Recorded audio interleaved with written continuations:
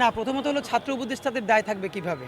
ছাত্র উপদেষ্টাদের নিজেদের কোনো দায় নাই। তাদের থাকতে পারে যে তারা নিজেদের মন্ত্রণালয়ে কতদূর চালাতে পেরেছে সেই সক্ষমতার প্রশ্ন থাকতে পারে। কিন্তু এসবের সাথে তো তাদের কোনো দায় নাই।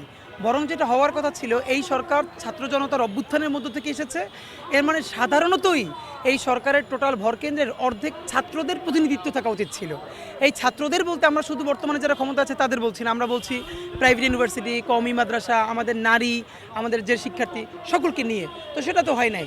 তো এরপরও আমরা কেন বলছি যে তারা পদত্যাগ করা উচিত? কারণ যেহেতু আপনারা ওখানে থেকে আপনারা মাইনরিটি হয়ে গেছেন, আপনাদের কোনো ডিসিশনই ওখানে ইম্প্যাক্ট ফেলে না, তাহলে শুধু শুধু থেকে কি হচ্ছে? সরকার বলবার সুযোগ পাচ্ছে যে আমাদের সাথে ছাত্ররা আছে, কিন্তু ছাত্ররা তো নাই, কারণ তারা কোনো ফাংশনাল না, ওখানে কোনো ভূমিকা নিতে পারে না। আর কি হচ্ছে, আমরা যখন রাজপথে আন্দোলন করি তখন আমাদেরকে বলা হয় ভাই তাহলে তো আমাদের সরকারই পড়ে যাবে। এখনও যে আমরা তারা এত ভুল করবার পরেও, এত ধরনের বাজে কাজ করবার পরেও আমাদের সরকার বলতে বাধ্য হচ্ছে কেন?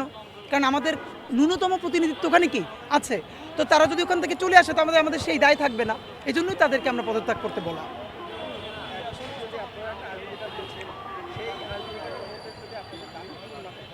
আচ্ছা দেখুন, আমরা সাধারণত যেটা হতো যে এই আলটিমেটামটা আগামী 3 দিন দেওয়ার পরে এরপরই আমরা সচিবালয় বা অন্যান্য কর্মসূচি ঘেরাওয়ের জন্য কর্মসূচি দিতে পারতাম। দেখেন, আমরা হিসাব করে দেখেছি আজকে গত 9 মাস ইনকিলাব মঞ্চ রাজপথে 87টা প্রোগ্রাম করেছে। ক্যান ইউ ইমাজিন যে আপনি এত কম ক্যাপাসিটির মধ্যে আপনি এখন বলেন যে বাংলাদেশে শুধুই জুলাই এবং এই গণহত্যার বিচার, লীগ নিষিদ্ধের দাবিতে আর কারা এরকম রাজপথে কামড় খেয়ে পড়ে আছে? এখন এই দায় কি শুধু আমাদের? হ্যাঁ, আমরা কেন পড়ে আছি? কারণ শত শত শহীদ পরিবার যারা দেশের আনাচে কানাচে আছে, তাদের কোনো ভয়েস নাই, তাদের কোনো স্টেজ নেই, তাদের কোনো জায়গা নাই। অন্তত তাদের তরফের কথাটা আমরা বললে আপনারা যেহেতু কোনোভাবে মানুষের কাছে পৌঁছান, তাই আমাদের দায়িত্ব তাদের তরফে কেউ রাস্তায় থাকা। তো এই জন্য আমাদের ব্যাপার হলো, আমরা চাচ্ছি এইরকম প্রতিদিন মানুষকে ডাকা যায় না। সেদিনকে শহীদী সমাবেশ করেছি, আপনারা জানেন বিভিন্ন শহীদ পরিবার ঢাকার বাহির থেকে এসেছে, আসা যাওয়ার খরচ আছে, আমরা সেটা দিতে পারি না, তারা সবাই অসহায়। এরকম বারবার ডেকে মানুষের টাকা খরচ করে এরকম হয় না। সুতরাং আমরা চেষ্টা করছি আমরা একটা ফাইনাল ড্রাইভ দিব। তারপরে যেন আমাদেরকে বলতে না পারে যে তোমরা আমাদেরকে বলো নাই, সহযোগিতা করো নাই, আমরাও তো সরকারে আছি, চেষ্টা করছি।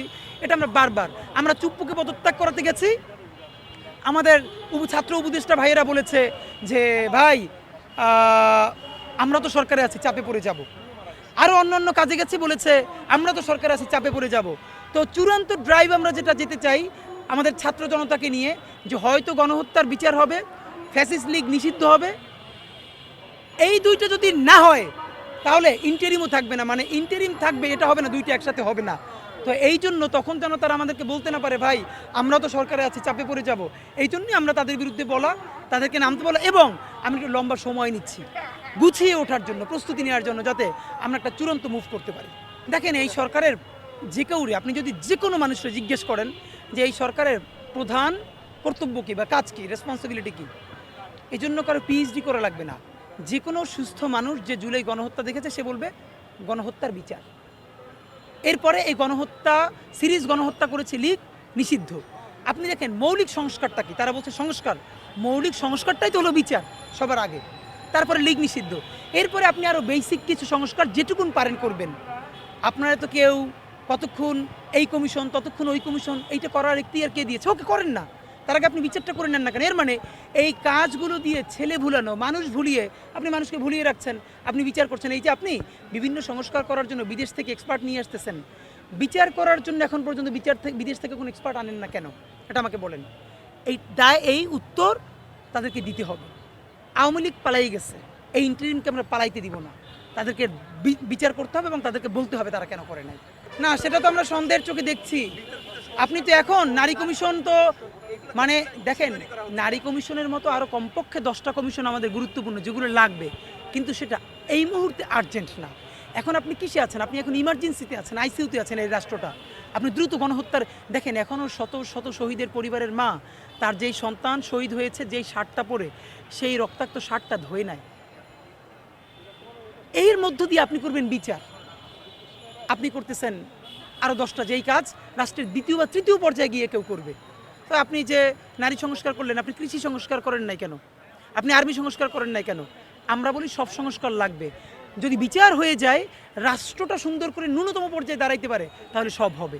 সুতরাং একটা দিয়ে আরেকটাকে ডাইভার্ট করা গেলেও বাংলাদেশের মানুষ এই যে আমাদের মতো কিছু ভাই বোন আছে যারা আবার সেটাকে সামনে নিয়ে আসবে, সুতরাং এটা সম্ভব হবে না।